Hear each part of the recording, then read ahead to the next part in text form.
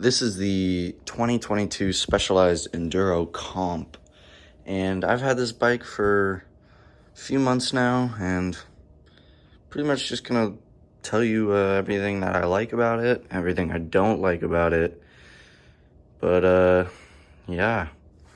So I guess we can start up at the cockpit. I will say this flip switch tool, super handy, comes in handy all the time. I've never not used it. The shocks are amazing. I think it's 170 millimeters of travel, which is just insane. And it really just bridges the border between enduro and downhill. They're a RockShox Zeb, which I kind of like. They're not the high-end Lyric though, but I still like them. And then the disc brakes are a huge plus. It's, I think, 220 millimeters of travel, and they're just huge. Like, that's my hand up on them, and they're just ginormous. And for brakes, I'm pretty sure it's SRAM. I don't remember which kind, but it is SRAM braking, and the levers and everything are pretty well. And it's another SRAM shifter. I like it pretty well. Though I do prefer when you bike that you're able to push. This one is just pushing out. You can't really push into downshift, which I will say it's gonna be a big miss for me, because I usually do that and I like that. But it's all inner routing wire and cable. And yeah, I bought these aftermarket death grips. So far they're working out pretty well. I got them because they match the color of the bike. But the dropper post, I don't know who makes it. It's really good. It's super long, so there's nothing really you can't not do with it. In the rear, I think this is a 170 again. Rear shock. It's a Super Deluxe Plus or something like that. It works really well. I like it. It's again bridging the border between enduro and downhill. And then I think these are alloy cranks. I wish they were carbon fiber, but you know, it is what it is. I got these aftermarket deity pedals. Those are holding up pretty good. The new, I really like the tread and the Butchers. Pretty sure, the front is the Butcher, the rear is the Eliminator. They're really nice. I like the tread is nice. It's just super good, super well. It's amazing in the corners. And this rear brake is 200, I'm pretty sure. Again, SRAM calibers and all that. Now, this is the drivetrain. It's a SRAM drivetrain. It's, I think, at 11 speed, 11 or 12. I don't remember which one. But something really handy about this is when you're working on it, there's a little lock right here that you just push in, and it pretty much holds it in place, which is pretty cool. But yeah, the hub, I don't know who makes it. I'm pretty sure it's just a Specialized hub. But yeah, and moving on to this side, another cool feature that this bike has is inner frame storage on the down tube, because you just pull this little switch back right here and it pops. You can take it off and there's storage.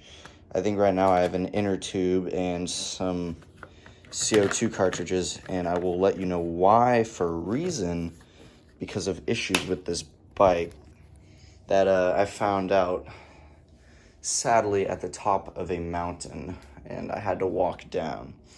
So I don't know why or what it is, but these rims right here are super soft, and I think you can see the dent in it. They're super soft, and I thought they were tubeless, but it just turns out they are tubeless ready only, so they actually still have tubes.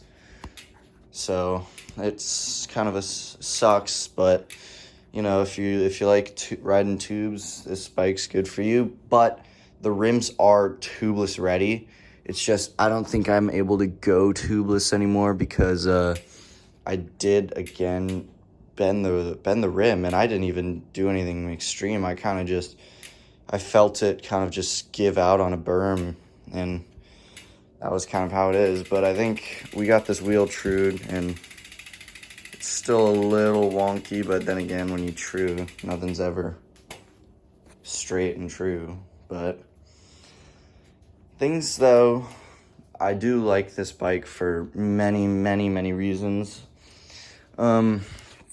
Pretty much everything is perfect, except I have just a few complaints about this. I think that it's a little long, and I know that's like, it's a plus and it's a minus and it's all that, but I think just what I'm used to and what I do and stuff like that, I think it's just a little too long. Though the shocks are just huge. It's just a lot, and like, it's just a lot. But the shocks I really like, but that's also, it's a plus and a minus, because it's good for absorbent, it's good for all that, but it also lengthens out the bike. And this isn't a small bike either. This is a large, and it fits me really well. I think it's like 5'9" to 6'3" or something like that fit on this bike, because this is an S4. So it's pretty much just a few complaints is the rims. Rims are really, really soft, and they're very easy. If you don't have the right air pressure, they will bend and probably break. And that's, again, with the tires and the inner tubes, because you can't really run low pressure on inner tubes. Now, something else I do like is actually the storage that's in the bike. It's so handy, it's so useful. I sometimes just throw snacks in there because, like, you just get hungry on the road. Another useful thing, again, is this multi-tool. It gives you another reason to go backpackless, and I really just, I hate riding with stuff on me, so it's just another way to free up that space.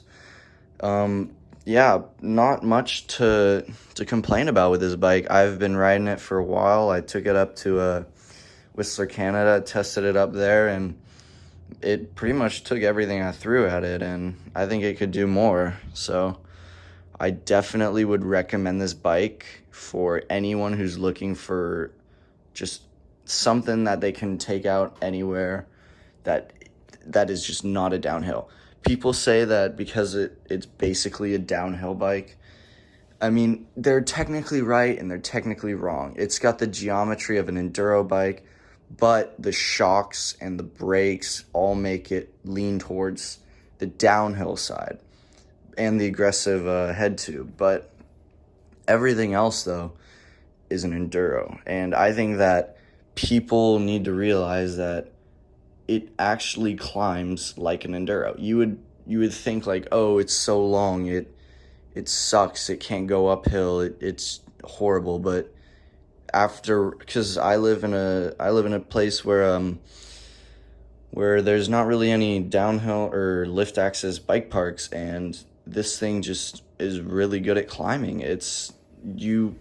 People say, like, it's horrible, but I don't mind it. It's really not a bad climber. It's got all the gears, it's got all the things that you would really need, and I think that it's an amazing bike. I would definitely recommend this to not maybe beginner riders, because just how long it is and how much it takes to, like, keep it under wraps, but definitely moderate and advanced riders would love this bike, especially if you like going downhill super fast, because this bike loves going fast. It is really well at that, and I'm just really happy with it. So yeah.